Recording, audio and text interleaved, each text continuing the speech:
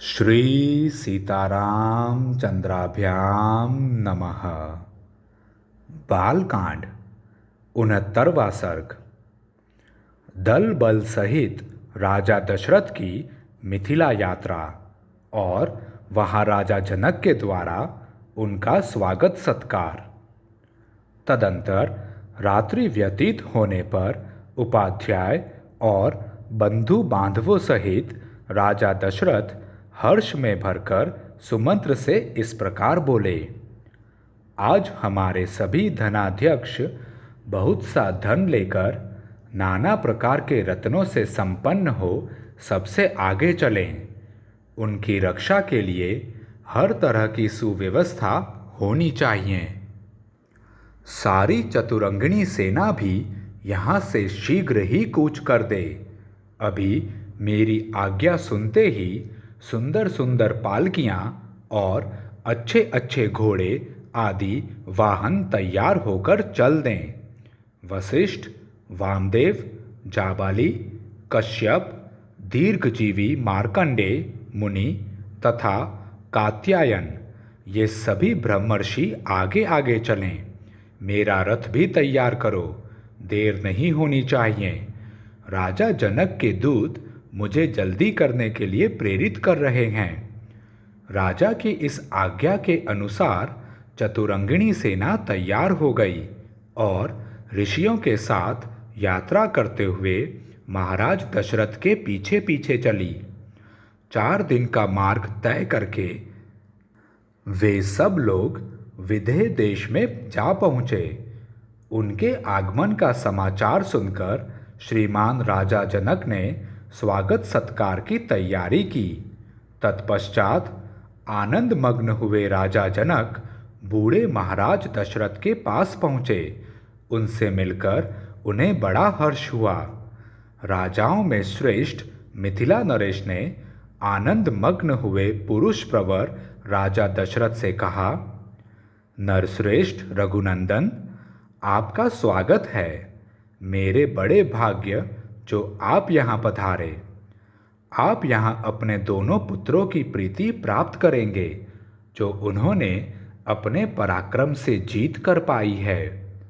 महातेजस्वी भगवान वशिष्ठ मुनि ने भी हमारे सौभाग्य से ही यहाँ पदार्पण किया है।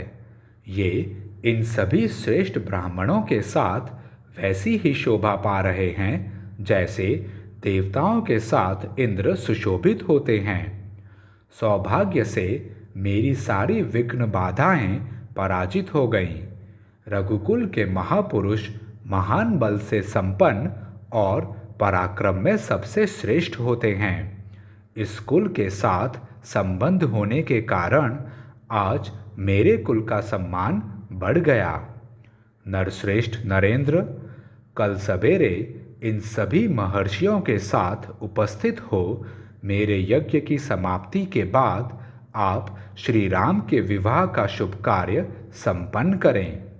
ऋषियों की मंडली में राजा जनक की यह बात सुनकर बोलने की कला जानने वाले विद्वानों में श्रेष्ठ एवं वाक्य मर्मज्ञ महाराज दशरथ ने मिथिला नरेश को इस प्रकार उत्तर दिया। धर्मज्ञ, मैंने पहले से यह सुन रखा है कि प्रतिग्रह दाता के अधीन होता है, अतः आप जैसा कहेंगे हम वैसा ही करेंगे। सत्यवादी राजा दशरथ का वह धर्मानुकूल तथा यशोवर्धक वचन सुनकर विदेहराज जनक को बड़ा विस्मय हुआ। तदंतर सभी महर्षि एक दूसरे से मिलकर बहुत प्रसन्न हुए और सबने बड़े सुख से वह रात बिताई। इधर महातेजस्वी श्री राम विश्वामित्र जी को आगे करके लक्ष्मण के साथ पिताजी के पास गए और उनके चरणों का स्पर्श किया। राजा दशरथ ने भी जनक के द्वारा आदर सत्कार पाकर बड़ी प्रसन्नता का अनुभव किया तथा अपने दोनों रघुकुल रत्न पुत्रों को सकुशल देखकर उन्हें अपार हर्ष हुआ। वे रात में बड़े सुख से वहाँ रहे।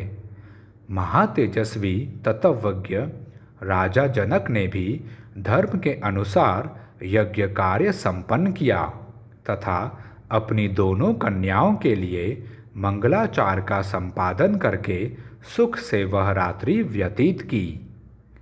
इस प्रकार श्री वाल्मीकि निर्मित आर्ष रामायण आदि काव्य के बालकांड में 69वां सर्ग पूरा हुआ।